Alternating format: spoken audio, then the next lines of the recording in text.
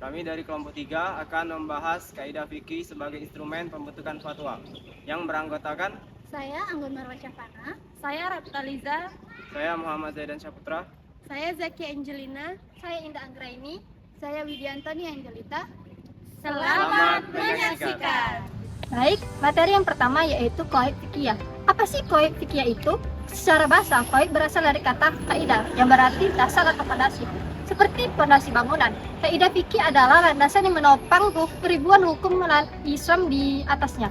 Para ulama membagi kaidah menjadi 3 jenis. Yang pertama, qawaid al-istinbat untuk mustahid. Yang kedua, qawaid al-tahrid untuk penetapan hadis. Yang ketiga, qawaid al-ahkam atau kaidah-kaidah itu sendiri. Nah, ada 2 pandangan soal sifatnya. Kelompok pertama menganggap bersifat universal tanpa kecuali. Yang kedua, kelompok kedua menyebutnya bersifat mayoritas karena hampir setiap kaidah punya pengecualian. Meski demikian, keduanya sepakat bahwa pengecualian itu ada. Mereka hanya berbeda soal apakah pengecualian itu mengurangi keuniversalnya atau tidak. Selanjutnya yaitu sejarah qawaid fikih. Kaidah fikih sudah ada sejak zaman Nabi Muhammad SAW, terutama sabda beliau yang dikenal dengan Jawani al-Kalim, yaitu singkat tapi padat dan bermakna. Bahkan Khalifah Umar bin Khattab sudah mengingatkan para sahabat untuk mengenali kemiripan suatu perkara agar bisa dianalogikan. Ilmu ini kemudian dikembangkan secara sistematis pertama kali oleh mazhab Hanafi karena mereka banyak menghadapi persoalan hukum praktis yang butuh aturan pengikat. Tokoh seperti Abu Thahir al-Adabas merintis 17 kaidah dasar yang kemudian disempurnakan para ulama Syafi'iyah menjadi 5 kaidah induk yang disepakati semua mazhab, yaitu yang pertama, segala perkara tergantung dengan niatnya.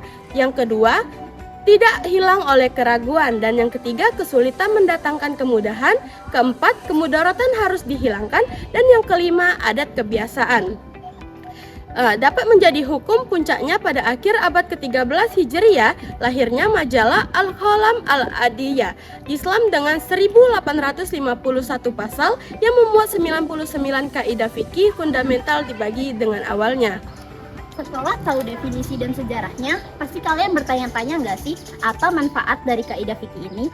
Menurut ahli Ahmad, ada 6 kegunaan utama. Yang pertama, mempermudah penguasaan materi hukum yang sangat luas.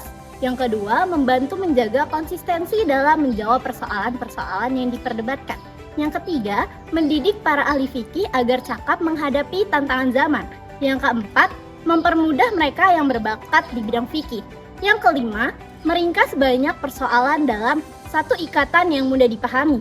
Dan yang keenam, penguasaan kaidah menjadi keharusan karena ia mempermudah pemahaman terhadap cabang-cabang hukum yang beragam.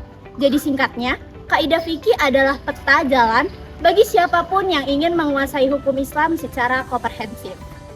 Selanjutnya, macam-macam dan tingkatan kaidah. Nah, ternyata kaidah fikih itu tidak semuanya sama kedudukannya, ada tingkat-tingkatannya. Yang paling tinggi ada kaidah Khuluqiyah al-Kubra, yaitu kaidah induk tadi yang berlaku di seluruh mazhab yang mencakup hampir semua bidang fikih.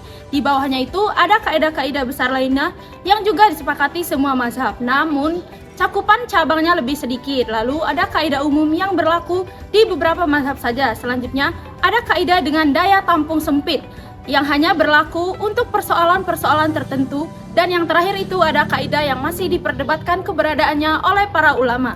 Jadi semakin tinggi tingkatan kaidah, semakin luas cakupan hukum yang ia naungi. Materi selanjutnya yaitu objek penerapan dan proses pembentukan kaidah fikih. Di bidang apa saja kaidah fikih diterapkan? Secara umum, kaidah fikih berasal dari Al-Quran, hadis, atsar Nabi, dan pendapat para ulama. Namun, ada beberapa kaidah yang secara khusus diterapkan di bidang tertentu. Yang pertama yaitu di dalam bidang ibadah. Hukumnya makruh di dalam ibadah mendahulukan orang lain. Yang kedua, di bidang muamalat, yaitu manfaat suatu barang merupakan imbalan atas bentuk pertanggungjawaban dari pemeliharaannya. Yang ketiga, yakni di bidang jinayah. Hukuman gugur karena adanya syubhat atau keraguan-raguan. Yang keempat, yakni di bidang siasah. Pemerintahan yang bijak berdasarkan kemaslahatan rakyatnya. Materi selanjutnya yaitu proses pembentukan kaidah fikih. Bagaimana kaidah ini terbentuk?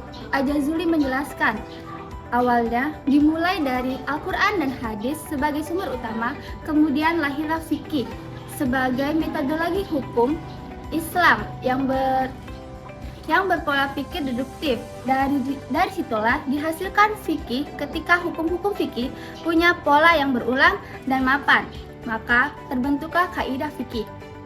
Dan kaidah fikih inilah yang kemudian digunakan para ulama untuk menjawab persoalan-persoalan baru di bidang sosial, ekonomi, politik, maupun budaya dan melahirkan fikih-fikih yang baru. Materi selanjutnya adalah kehujahan dan faktor pendorong. Pertanyaan yang penting adalah seberapa kuat kedudukan hukum kaidah fikih ini. Imam Al-Qurafi menegaskan bahwa suatu putusan hukum, bahkan dari seorang gadi atau hakim, dapat dibatalkan jika bertentangan dengan kaidah yang bersumber dari Al-Quran, hadis, ijma, dan qiyas. Ini menunjukkan bahwa kaidah fikih punya otoritas yang sangat kuat. Kehujahannya juga diperkuat oleh hadis Rasulullah SAW yang menjadi dasar kaidah.